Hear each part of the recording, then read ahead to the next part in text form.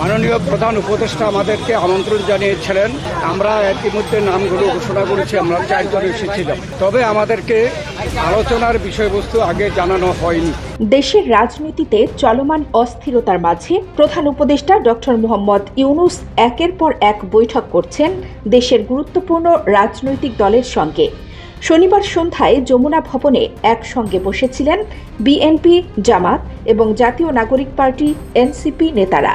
প্রধান উপদেষ্টার সঙ্গে আলাদাভাবে আলোচনা হয়েছে 3 দলের।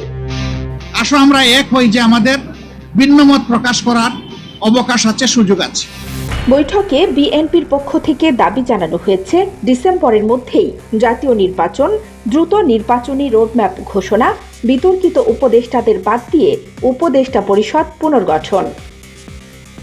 বৈঠক শেষে ডক্টর খন্দকার মোশাররফ হোসেন সাংবাদিকদের বলেন, তারা কখনো প্রধান উপদেষ্টার পদত্যাগ চাননি, বরং সরকারকে সহযোগিতা করে এসেছেন শুরু থেকেই।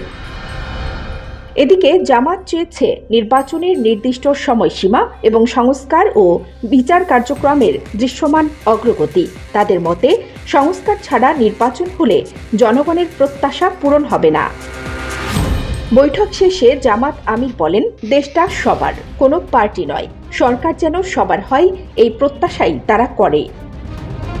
এদিকে জাতীয় নাগরিক পার্টি এনসিপি দিয়েছে 3 দফা প্রস্তাব: নির্বাচন কমিশন সংস্কার, স্থানীয় সরকার ও গণপরিষদ নির্বাচনের রোডম্যাপ, জুলাই গণহত্যার বিচার। সব পক্ষের সঙ্গে আলোচনা শেষে করণীয় নির্ধারণ করবেন প্রধান উপদেষ্টা ডক্টর মোহাম্মদ ইউনূস।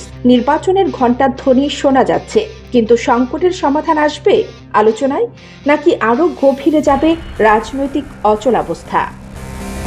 কানিস ফাতেমা, নিপা, খবর সংযোগ।